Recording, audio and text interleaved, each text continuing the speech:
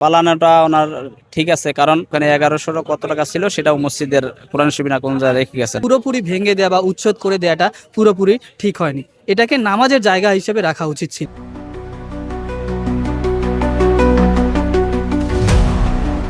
আসলে যে মসজিদটা আমরা জানি খুবই প্রচলিত, আজকে খুবই জনপ্রিয়তা পেয়েছিল আমাদের এই সোহরাওয়ার্দী উদ্যানের রাজীব শাহের যে মসজিদটা ছিল।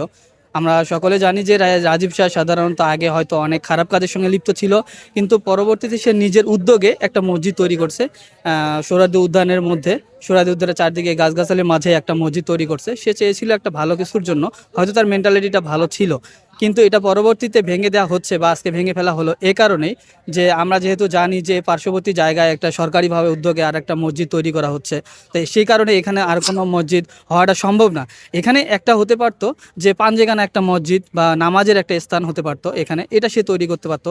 অথবা সরকারি কোনো উদ্যোগে যদি কেউ এটা হচ্ছে এখানে একজন মাওলানা বা একজন হুজুরকে নিয়োগ করে এখানে একটা পাঞ্জেগানা নামাজের জায়গা তৈরি করতো, তাহলে এটা খুবই পসিবল হলো। আমার মনে হয় এটা পুরোপুরি ভেঙে দেওয়া বা উচ্ছেদ করে দেওয়াটা পুরোপুরি ঠিক হয়নি। এটাকে নামাজের জায়গা হিসেবে রাখা উচিত ছিল। আচ্ছা, আমার আমার মানে আমিও যেটা এখানে জানতে পারলাম যে রাজীব শাহ আজকে বা জোহরের নামাজও এখানে পড়া হয়নি, এখানে রাজীব শাহ নাই। রাজীব শাহ যে ইমাম, মসজিদের ইমাম ছিল, সে তাকেও পাওয়া যাচ্ছে না। আমার মনে হয় এটা একটা মানসিক প্রেশার, যেমন বিভিন্ন ধরনের কোশ্চেনের মুখোমুখি হতে হচ্ছে তাদেরকে, আমরা শুনতে পাচ্ছি বা আমরা আজকে দেখলাম যে বিভিন্ন জনে অনেকে অনেক ধরনের কথাবার্তা বলতেছে যে এই মসজিদটার নাম ভাঙায় বা মসজিদটা থেকে সে নাকি কিছু টাকা আর্ন করতেছে। যেমন আপনার প্রবাস থেকে বলেন, বাংলাদেশ থেকে বলেন, অনেকে এই মসজিদের জন্য অনেক কিছু অনুদান দিছে। এটা কতটুকু সত্য সেটা আল্লাহ পাক ভালো জানে, আর ওই রাজীব শাহ ভালো জানে, আমরা আসলে এটা জানি না। তো সেক্ষেত্রে হয়তো বিভিন্ন ধরনের কোশ্চেন করতেছে, বিভিন্ন ধরনের কথা বলতেছে, এই কারণে হয়তো ভয়ার্থক হয়ে সে হয়তো এখান থেকে পালিয়ে গেছে আর কি। পালানোটা ওনার ঠিক আছে, কারণ ওনাকে অনেক ধরনের দেওয়া হয়েছে যে ওনাকে মেরে ফেলবে বা করবে, বিভিন্ন ধরনের চাপ সৃষ্টি ছিল, যেই কারণে একজন মানুষ সে যত বড় সাহসী হোক বা যত বড় হোক, এখানে যেই জায়গার ভিতরে তার নিরাপত্তা নাই, হ্যাঁ, সে নিজেই বাঁচবে যে এমন কোনো গ্যারান্টি বা নিরাপত্তা নাই, সেই জায়গা থেকে সে তো অবশ্যই পালাবে। সে তো আর সেখানে থাকতে পারবে না, থাকার মতো তার জন্য পরিস্থিতি নাই। যেমন ওই যে ইমাম সাহেব যিনি ছিলেন, উনিও কালকে আসর নামাজের পরে মানে বিদায় নিয়েছেন।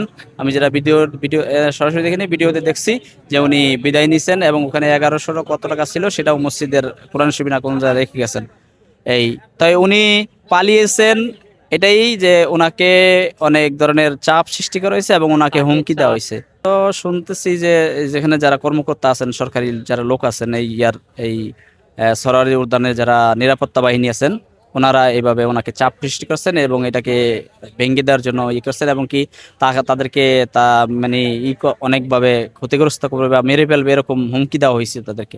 হ্যাঁ, আমি আমি তো সরাসরি দেখিনি, ভিডিও দেখলাম যে ইমাম সাহেবকে বলছে যদি সে কালকে রাতে থাকতো, তার উপরে খুব এই ধরনের সে পরশু রাত্রেও বুঝি এই জায়গায় ছিল না, তাকে কোন বাসায় জানি নিয়ে গেছিল, ওই বাসায় ছিল। তাই কালকে তাকে খুব ভাবে জোরালো ভাবে তাকে যে মানে অনেক দেওয়া হয়েছে, চাপ দেওয়া হয়েছে, যদি সে এখানে থাকে তাহলে তার অনেক খারাপ হবে। এবং সে এক পর্যায়ে বুঝছে যে আমি যদি এখানে থাকি তাহলে আমার কোনো নিরাপত্তা নাই, আমার যে কোনো সময় আমার যে কোনোভাবে আক্রমণ হতে পারে এবং যে কোনো সময় আমি ক্ষতিগ্রস্ত হতে পারি। এই জন্য হয়তো তারা ভয়ে চলে গেছে আর কি।